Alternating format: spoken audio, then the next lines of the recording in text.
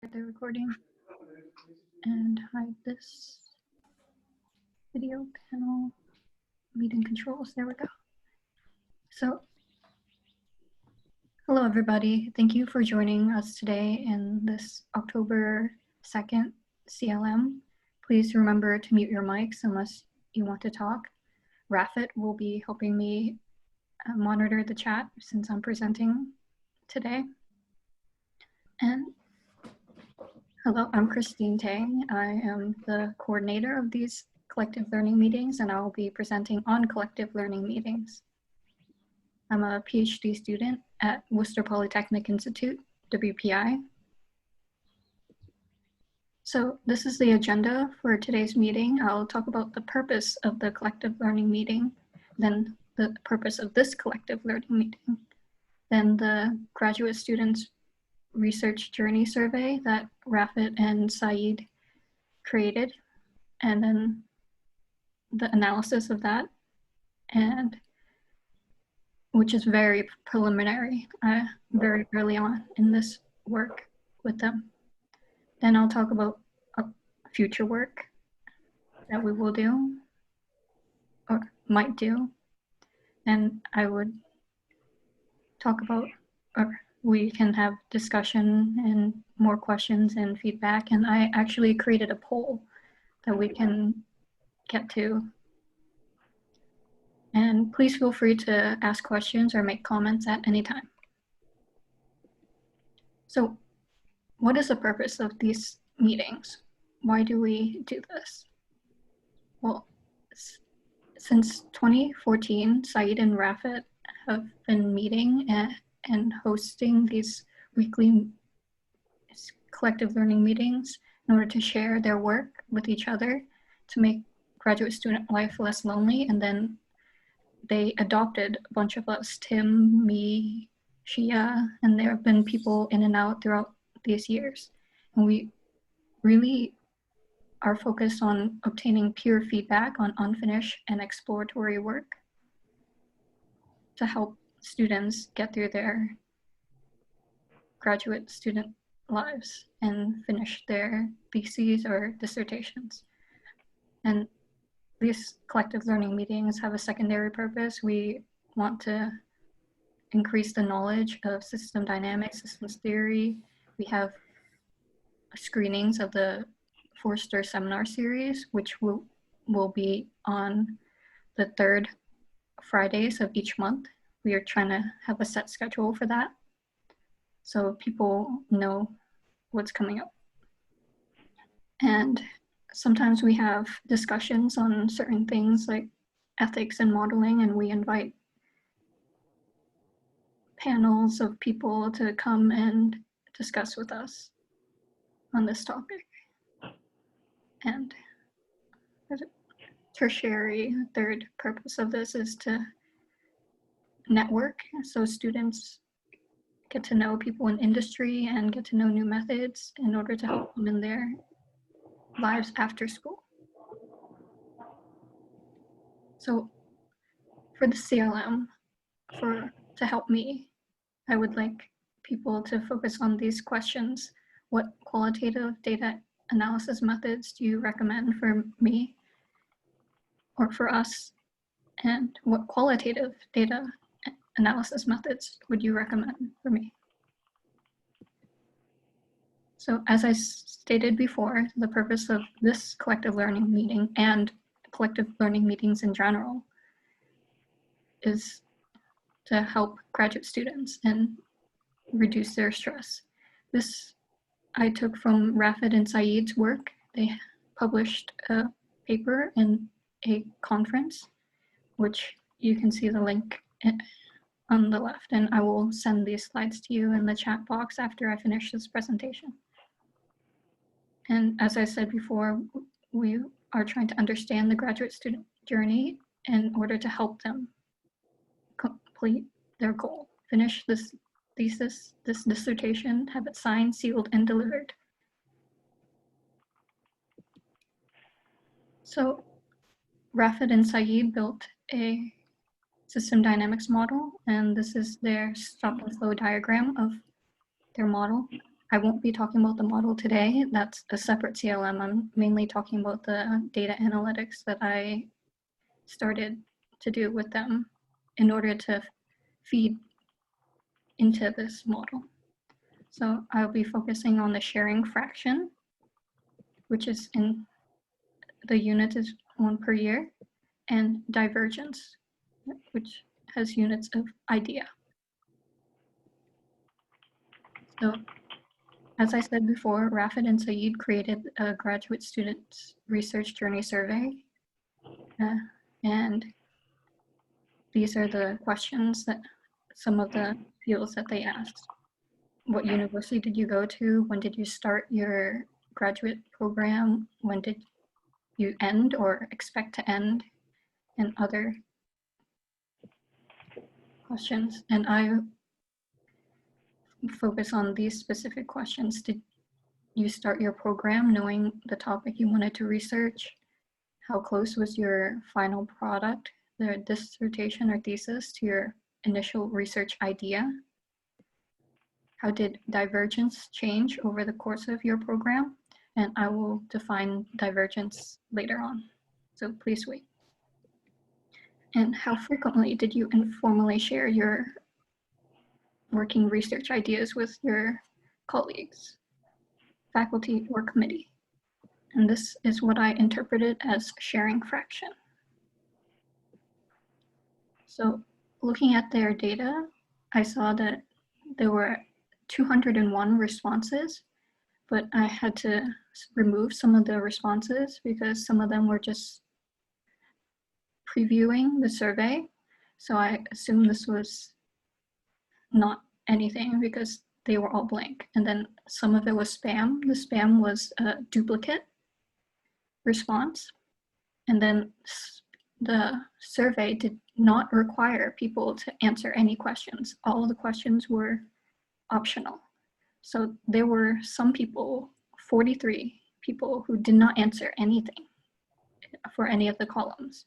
So I just assumed they are also considered previews, but they're not actually previewed in labeled previewed in the data. So I would say we have 149 usable responses. Yeah. And then of those 149, I separated the groups into those who finished their graduate programs, which is 34 people, then 63 people who finished at the time they took the survey, and 63 people who are in progress at the time they took the survey. And then there are 52 people who didn't answer that. So I'm not sure if they finished or they're in progress. And then I also split out the people in progress into those who are within a year of finishing according to their expected program end date, and then those who are more than a year, have more than a year left from the time they filled out the survey. So I will explain more why I chose to focus on the people who finished their graduate programs next. So this is one of the questions I focused on. How did divergence change over the course of the program? So Saeed and Rafat defined divergence as any departure, however small, to explore the new ideas that are different from the original research focus that a student started with. So this is a little difficult for me to understand, so I like to look at the graphs that they provided for the students, or those who were students, to choose. So here you can see the minimum or no divergence. The solid line is their actual research path, while the dotted line is their envisioned research path. This dotted line and solid lines are right on top of each other, so there's minimum or no divergence. And the dotted line is for the second graph. There are 6 options that they provided for the second graph. The dotted line is their envisioned research path, and you can see that the solid line, what actually happened, the students diverged from their original research goal, and then they ended up converging back and narrowing down and combining research ideas to reach a research focus. A solid line approaches the dotted line. Any questions?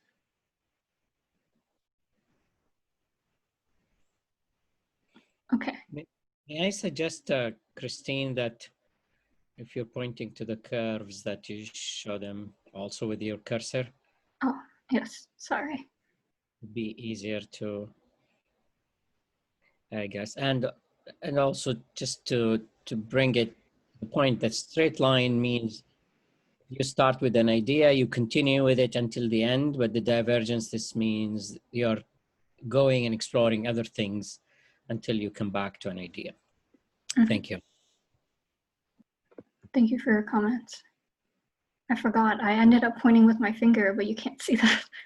Excuse me, I don't know, I don't want to diverge a lot, but is there something below the dotted line, divergence on the negative side? Or does that make any sense? Probably not. Just wondering, since the two levels are different. On the left diagram, the number one, the divergence, the straight line is higher than the dotted line of number two. I was wondering if the level of the line matters or anything, but I don't want to diverge, just a thought. Actually, I have a comment on that on the 2 slides from now, but yes, I Okay, understand. thank you, Christine. Okay. So, Thanks. anything else? So maybe I can say something here. Thank you for that comment. I think, Christine, you will answer this about the level of the zero line. But the divergence, we assumed it's symmetrical. It could be in either side, but we chose it to be going on. Okay, I think I need to comment on that. Yeah. I'm not sure if that is necessarily correct, Rafet. I think here the unit of measure on the y-axis is number of ideas.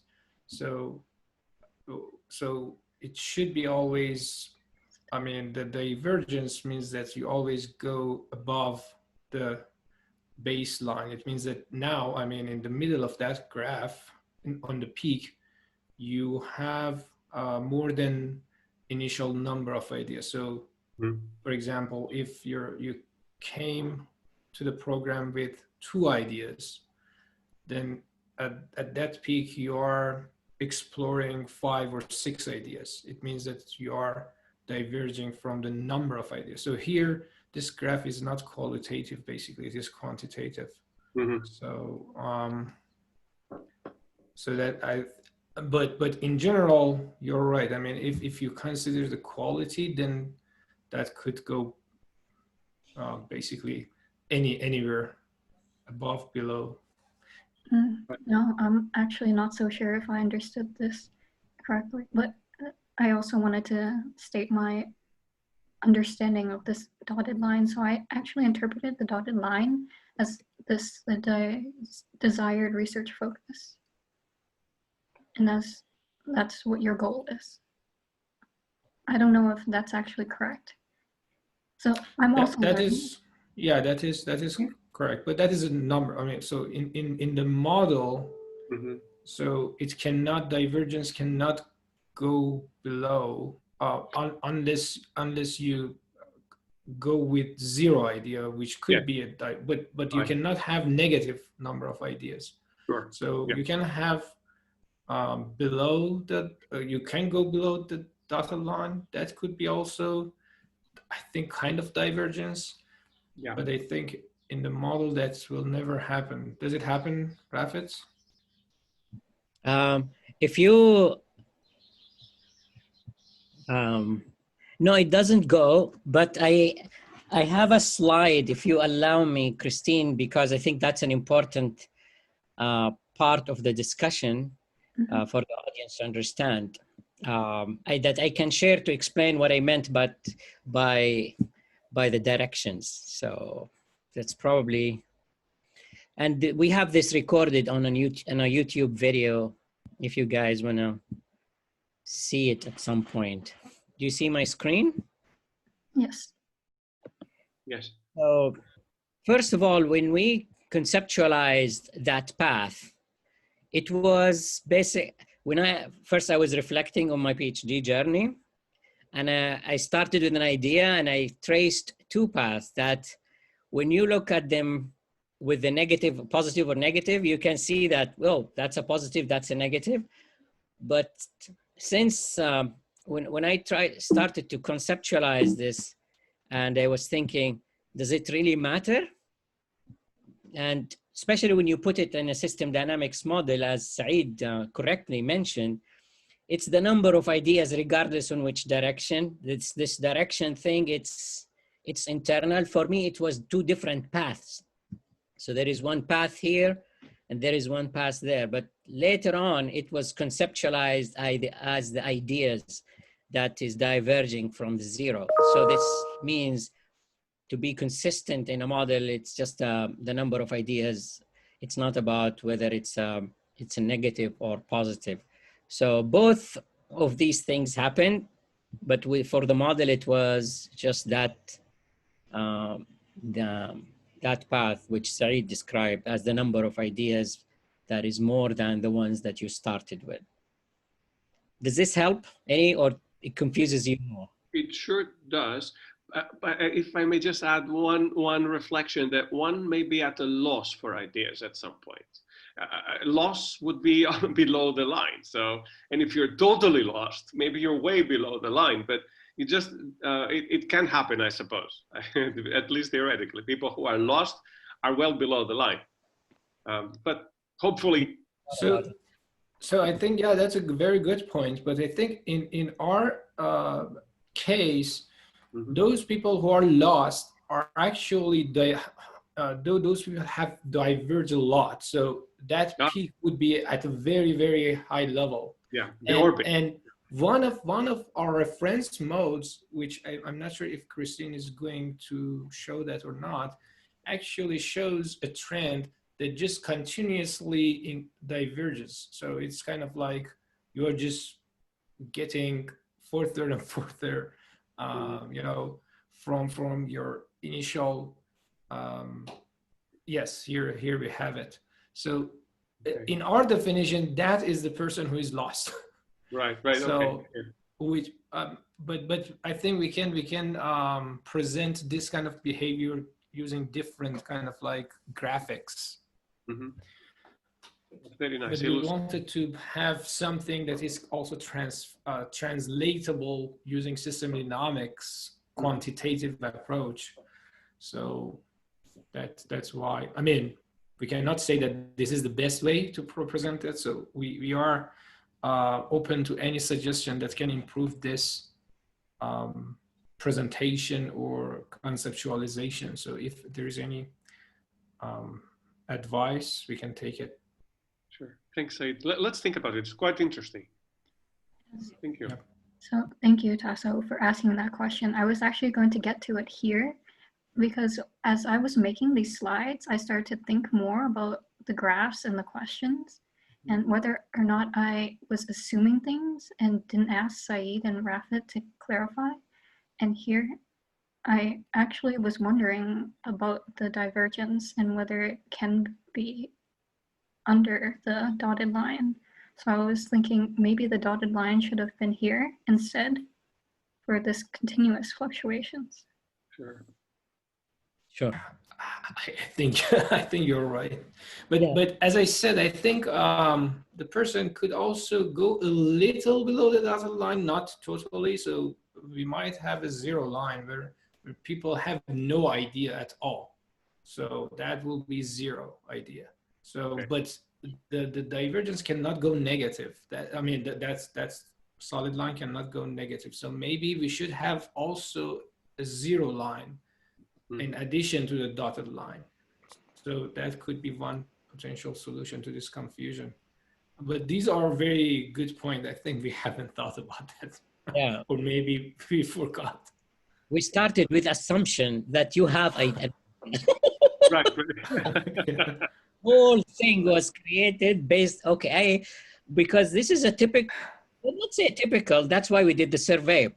But from anecdotal interactions, attending so many seminars, we see especially beginner PhD students, they become like, they know exactly what they want to do. Yeah. I did not meet anybody who, at least my personal encounter, that somebody who doesn't know nothing. To the contrary, they know exactly what they want to do, and then you observe them over time and you see what's happening. But that's a very good observation. Thank you.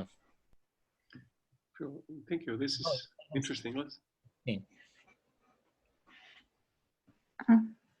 Okay, sorry, I want to hide this. It's distracting the floating meeting controls. There we go. Okay, so I already talked about the continuous fluctuation graph, and this is the one where they diverge, and then students who don't really know what they're doing, but they converge on what they want and they're doing, then the increasing divergence graph. Then from analyzing the survey results, the responses from the participants, I saw that some people answered inconsistently. And this is my first time doing more qualitative, but also quantitative mixed methods analysis.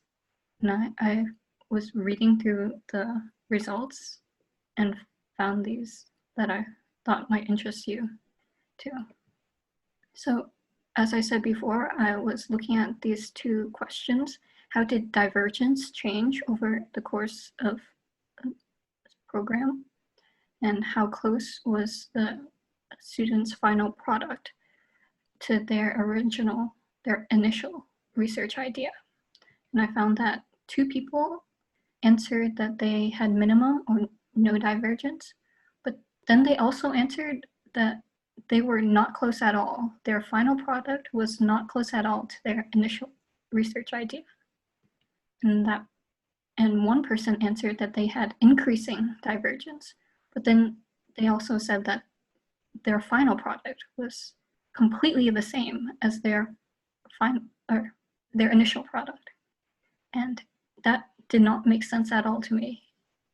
I think that that should have been switched. So then I had to flag these 3 people who are the people who finish their graduate research and according to the survey. And I had to flag them and then remove them. Well, I didn't actually remove them. I just flagged them as inconsistent folks. Then I also learned that there are some ambiguous answers. For example, the question, how frequently did you informally share your work with your colleagues?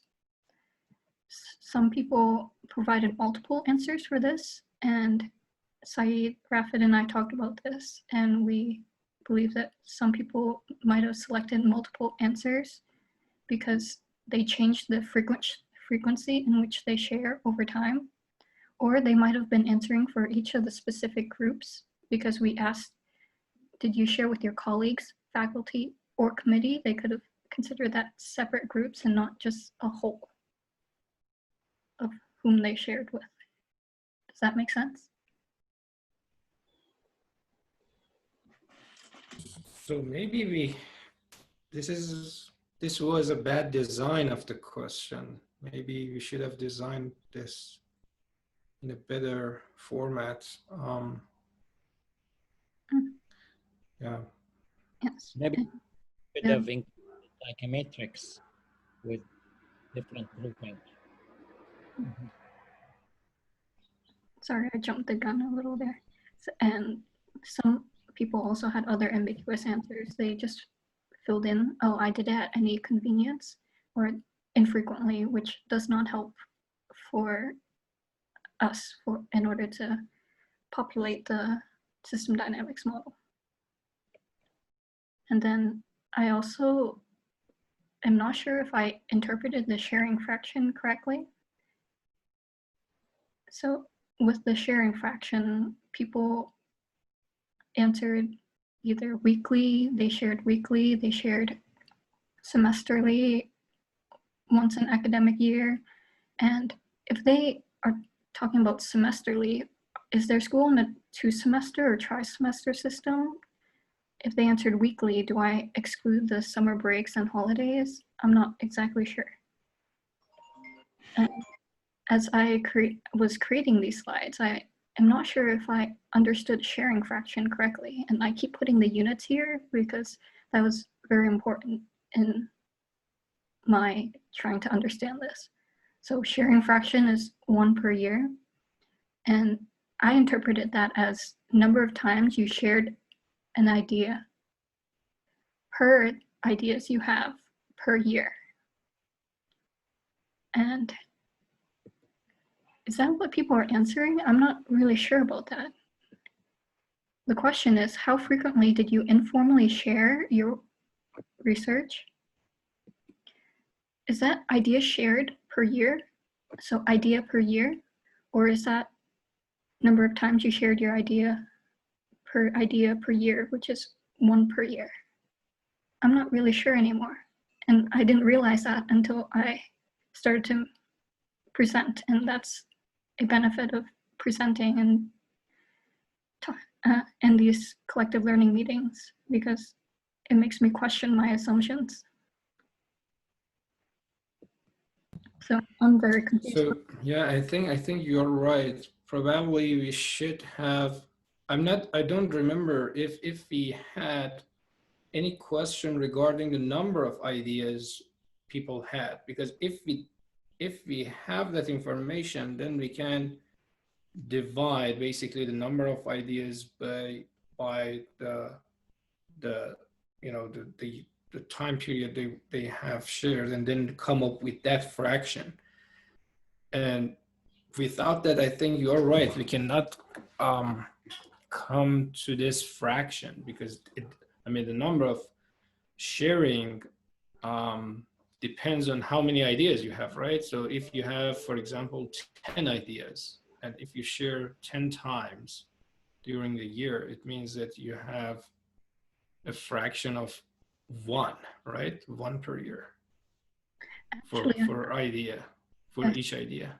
Actually, I think you did ask that, and I was so narrowly focused on these areas. I think I might have missed something, so I need to check back later. Okay, so if we have answers to that question, then I think we can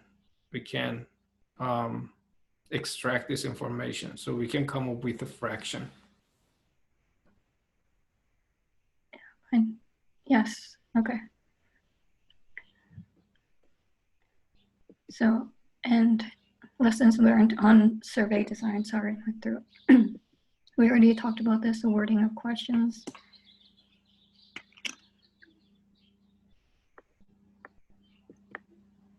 And also try to capture whether or not their answers are changing over time. So the graphs that Said and Rafat had for the divergence, maybe we should also have that for frequency of sharing. And then future work. There's a lot to do. I need to look back over all the fields again, like Said said, to see if I can divide that. And a lot of data cleansing. I haven't done that yet. Changing things, like some people wrote, for example, WPI, and some people wrote Worcester Polytechnic Institute, and other typos that I need to clean up.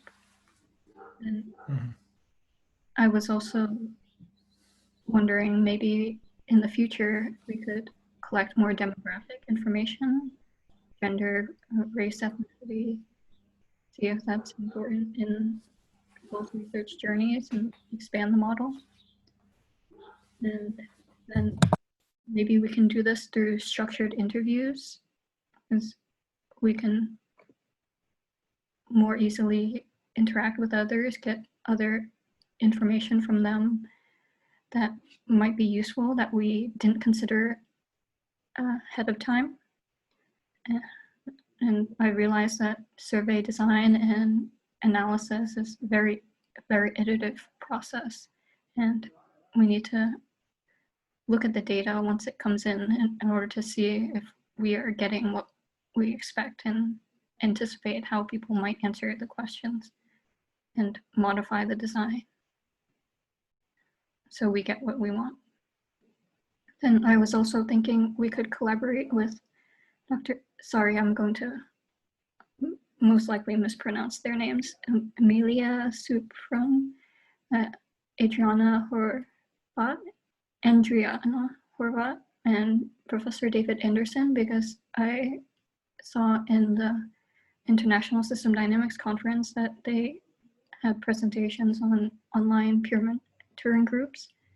And I remember Saeed saying someone at the University of Bergen has also been researching on peer-to-peer mentoring. I forgot what his name was, Mati, something like that. Mehdi, yeah. It was not on peer-to-peer mentoring. I think he was studying the dynamics of pressure on graduate students. So, I mean, this is kind of like irrelevant to, I mean, Rafid and I did not include pressure, psychological pressure as an explicit variable. But the divergence could kind of like be interpreted as pressure.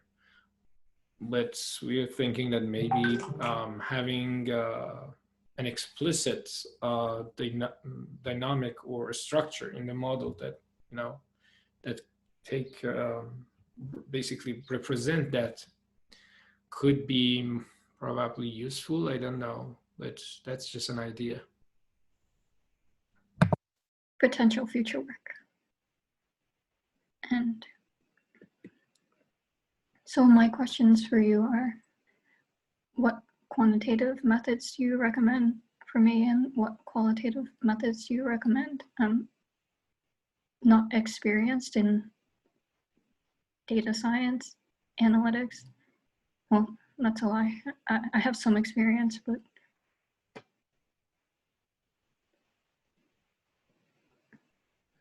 any recommendations would help.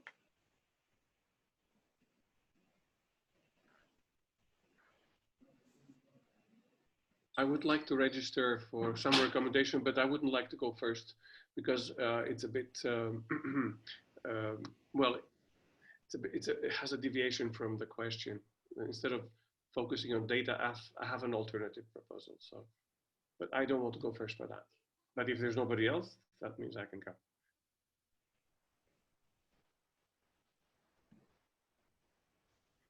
And I'm sorry about not switching on the video. It's my, and this time I'm using this on a computer and it overheats when I have my video on. So I'm going undercover. Yeah, no problem. So my microphone was mute. So I was saying that please go ahead and ask your question because we can always converge back to our, good. Original idea.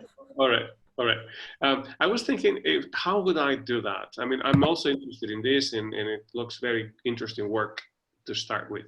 However, how would I do that in a different way? Okay, this way you do it fine. It's all right. But in an alternative, I would go a little more. I would remove myself from data and data analysis, and I would go into divergence of how people do it, how people or groups of people, how people do that. So alternative mechanisms instead of different numbers on the one mechanism described. And I suppose this deviates a lot, but then again, it's like zooming out. Okay, so maybe this gives a lot of work, but at least gives genuine alternative ways of doing this, of doing peer-to-peer mentoring and the like. And that's my humble contribution to this, and that's how I think I would do that. And I'm interested as well in alternative ways or mechanisms, how it might work.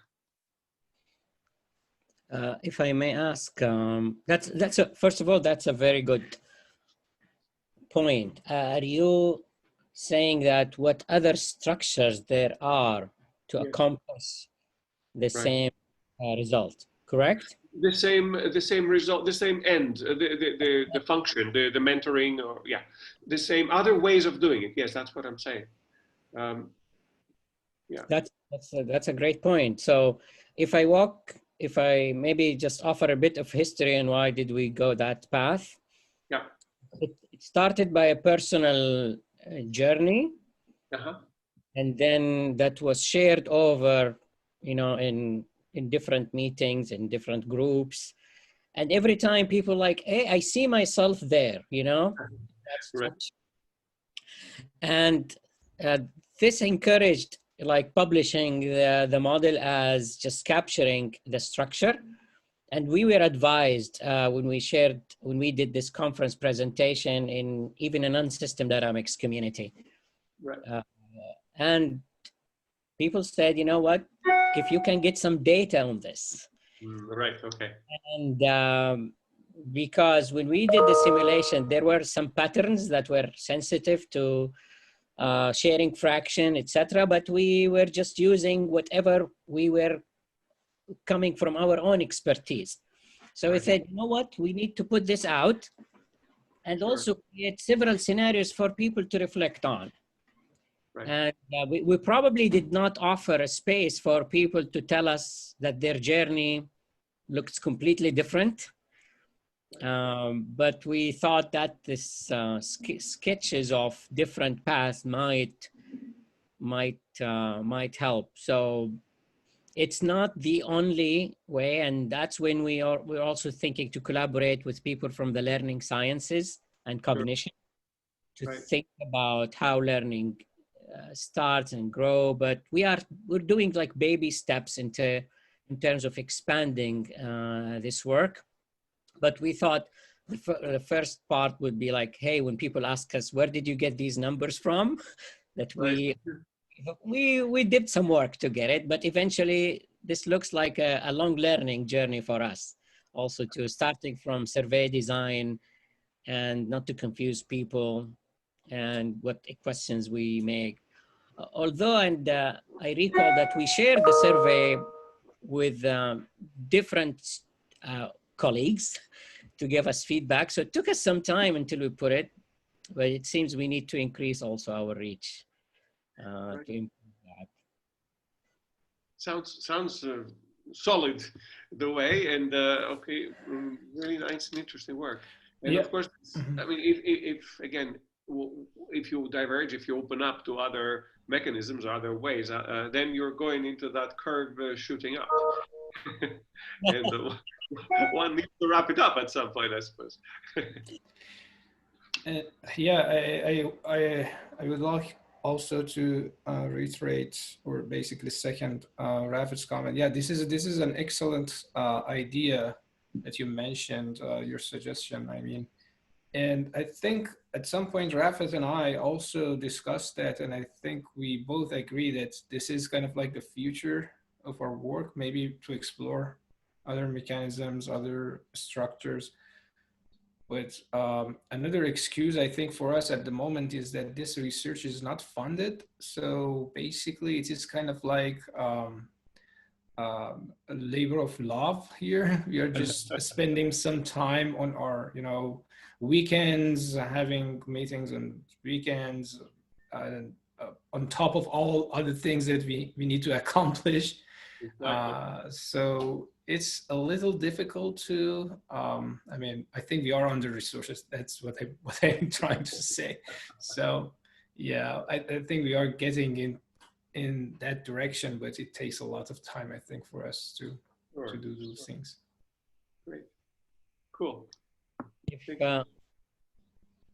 If nobody has it, any comments too? About that, or about the quantitative methods for that?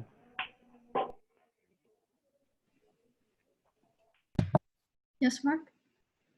I am asking if Rafat is asking for more comments about the same thing or about the question after the screen about quantitative methods and qualitative methods for analysis?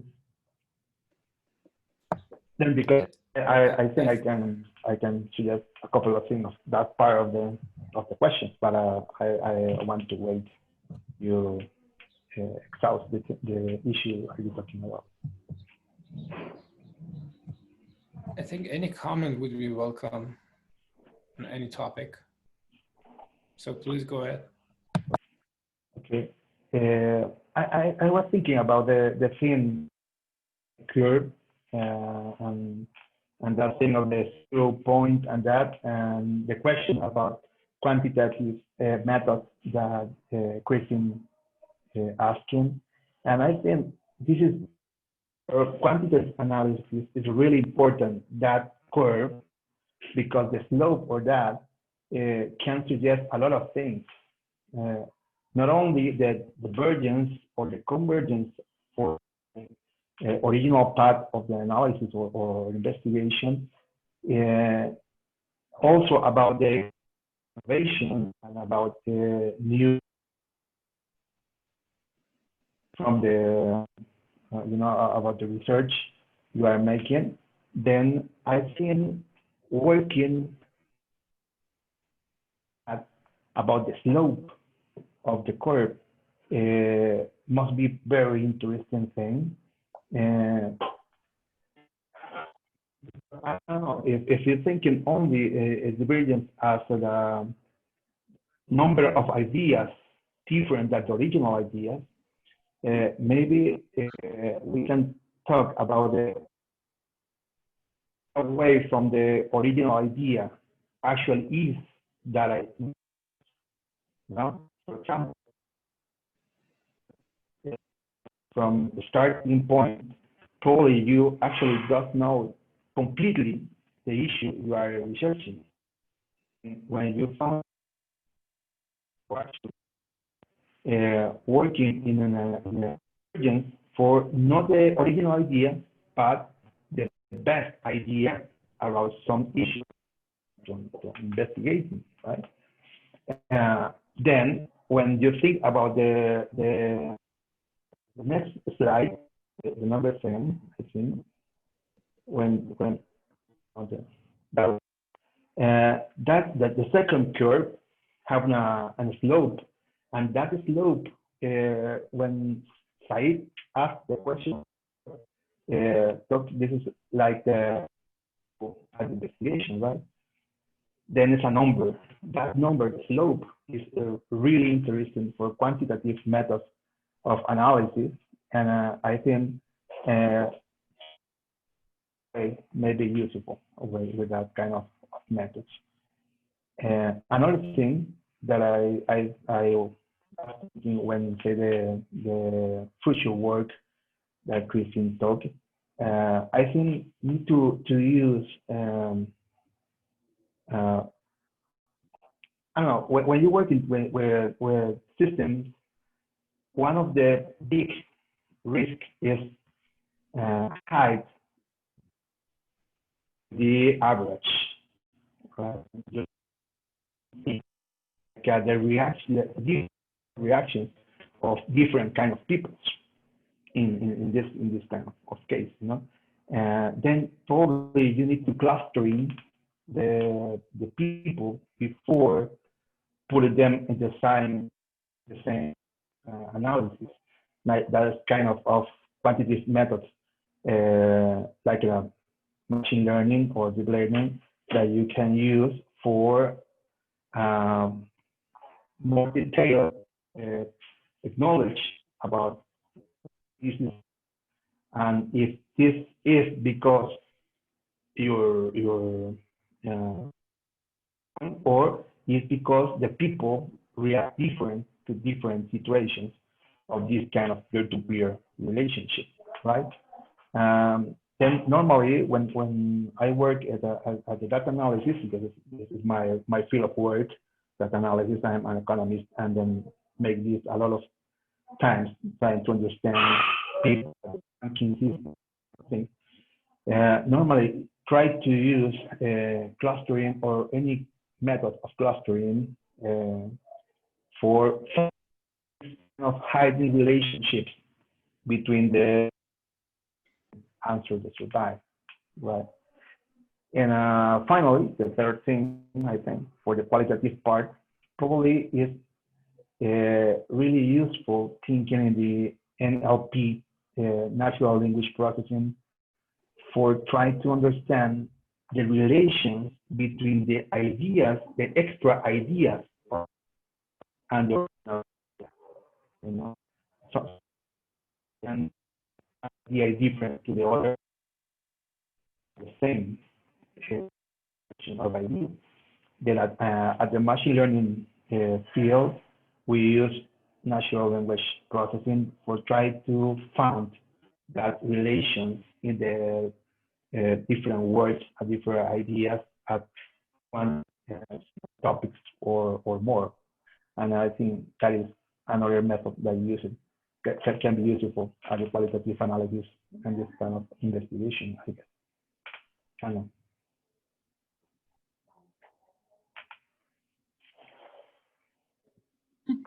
Thank you, Mark. Thank you. This is great. Clustering NLP. Okay. And any other comments or feedback? If not, then I'll go to the poll. Hold on.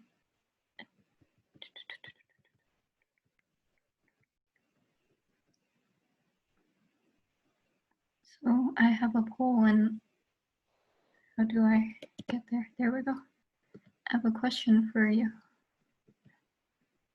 Have you ever created a survey intending to use the results as inputs into a system dynamics model?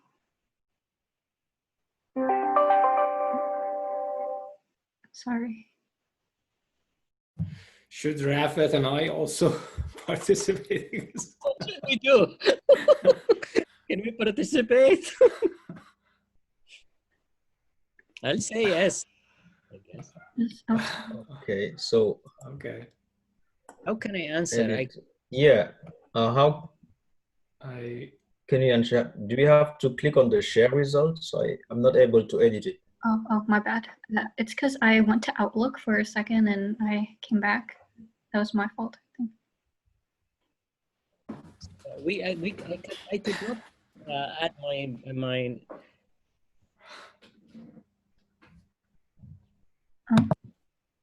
What's going on?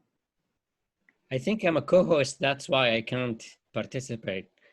Oh, okay, I see. Yes, I'm actually confused. What's going on with the poll?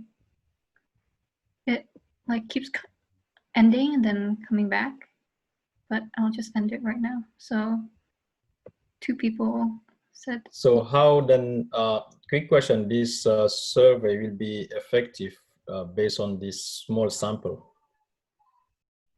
From a statistic point of view, I think this is a pulse, I guess, just the feel of the room.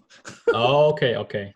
Yeah, I also just wanted to make something a little more interactive and use a poll. Yes, this is great. This is also what I was about to suggest during the CLM. You can open up, some polls, let's say before like the question and answer, just after the presentation, have this online, polling, and then so people can interact and participate. So this is also a way to gather data that can be analyzed further and maybe use into a system dynamics model. excellent point, Suleiman. Yeah, that is Yeah, really and the machine learning that also Mark mentioned as well. So there's going to be input data for not only the system dynamics model, but also machine learning stuff, doing clustering, classifications. Yeah. Okay. Yeah, now I feel sad that we haven't started this. I don't know, a couple of years ago. We have missed a lot of information. Okay, now I need to consider how to design these into the CLMs, or because I don't want to take up the presenter's time too. And it depends on how much buffer, how much slack they put into their presentation, or should I schedule over an hour? I don't know. I'll think. Yeah, or after the presentation. It's going to take like maybe 1 or 2 minutes maximum. It's something that, easy to to set up, and for the answer is gonna not, this will not take time, I think. And I need to practice using the polls because apparently I'm having trouble. I didn't think Outlook would bother me, but it ended up. I have a question to Mark regarding the natural language processing. How you mean to like use it to analyze the text or the conversations in a meeting? Or I did not. I feel there is something really good here, but I did not understand how to. What did you mean, or by using the natural language processing? Unless I missed that because the voice was not. Yeah, I think it's something wrong with my microphone. I think because it is new, and then probably something is going bad. But actually, at machine learning method, we use natural language processing, trying to put together words at the same or different levels of issues or topics. Then probably when I asking or talking slow or Sorry, and other things is a negative or positive. Mark. Good. Sorry, I actually also had trouble hearing you before, but I didn't want to interrupt. Maybe turning off your video might help us hear you better. Yeah, I think so. Actually, the last month I was on a conference with the MIT about that thing, and let me check something.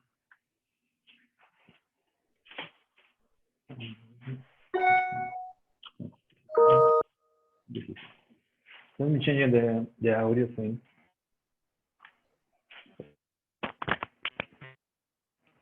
And I also suggest maybe turning off your microphone. I'm sorry, your video.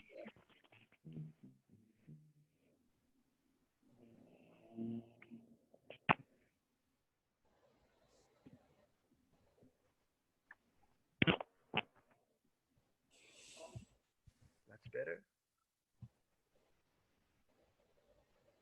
Sound better? No? Yes. No? Just better. Oh, I think it's better with this, right? Mhm. No, sorry for that. Uh, then when you are working with things like that abstract than the ideas, probably you need to be sure the words that you use for refer to that idea uh,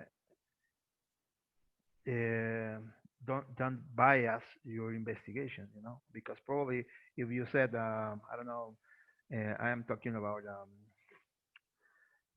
people behavior, and you use different word of behavior, but you're still trying to say the same that and then you use the natural language processing for try to use a lot of database of ideas and words that the people use to refer actually at the same topics, and around the same idea. That means there is not a divergence about that idea, that only divergence at the word that you use for that idea. Like when you try to check the messages at Facebook or something like that, we use the comments of the people for try to understand a lot of different words for say the same thing. Then it's useful when you are making uh, quantitative quantitative intents about ideas and words and abstract things. Actually, you can use also the uh, mm, I lost the sorry for my English. When you use clustering, you can use clustering also for that purposes, you know, like an NLP. But probably it's more easier way NLP if you are not quantitative analysis kind of research. You know. I don't know if that answered the question. It's hard to. Yeah, So Mark, what will be the outcome for the NLP? Is it like a recommended system, or with the NLP you generate another data in the form of text, or what will be the outcome of using the NLP?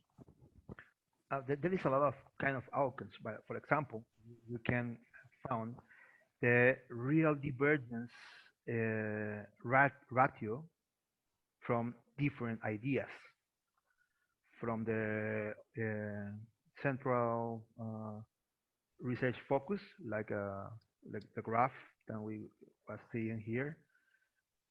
Probably you want to know not only if you for the number of ideas you are going divergent, and when you probably solve that ideas convergence. That is what I understand about this research. Uh, yeah, that one. The not the other one, I guess. The convergence was I understand to say it. That means is less ideas and going to the central focus than the original one, right? And the divergence mean you are going farther from that idea. But a lot of ideas don't mean your real divergence for the ideas. Maybe you are only um, divergence for the words or the terms that you use to refer to the original idea, especially if the investigation is in the starting point for research for new researchers, for example. Then with the NLP, you can found the um, area under the line, under the curve, for different measures of the divergence in this. So do you mean like the attractiveness of the idea within the domain research? For example. Okay. That's one of things. And another thing that you can use this NLP not only for this one, for a lot of other things, is to try to find the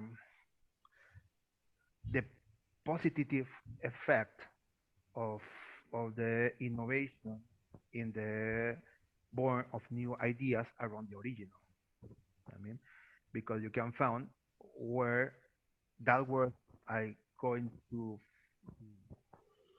give you the investigation. Then you start in a point, and there's a lot of ideas that born for you for looking new reference and that kind of things, and then that ideas maybe can give you a path for another really interesting issue, as part of the same investigation.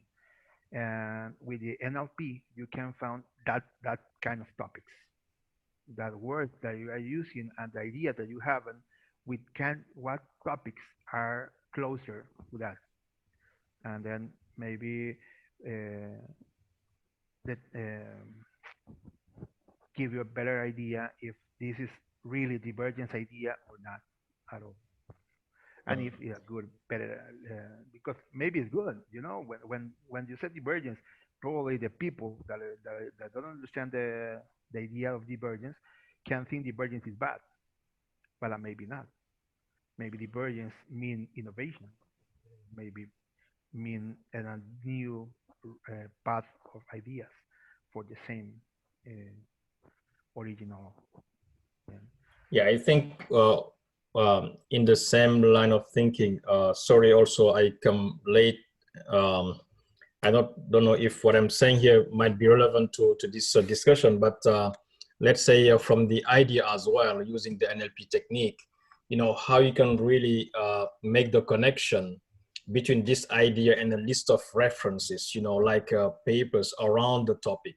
So instead of, as a researcher, sometimes it's like painful to do that manually, to do those research, from the idea, you know, using this machine learning techniques such as NLP, you know, to be able to generate automatically a list of, you know, papers, you know, documentation around that topic, close to the research, not to, you know, have a divergence, you know, like a paper which is far away, even though somehow related, but to really narrow down a bit, you know, the papers around that research topic or idea.